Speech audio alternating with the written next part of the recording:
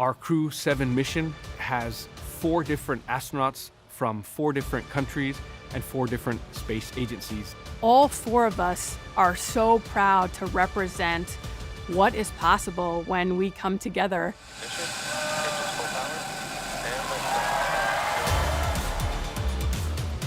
The main purpose of the International Space Station is to perform science, and that comes in many different forms.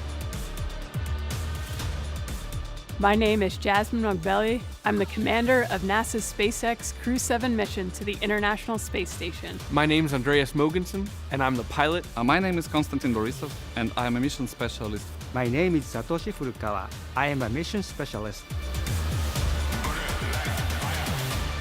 Ultimately, everything we do is to benefit the Earth.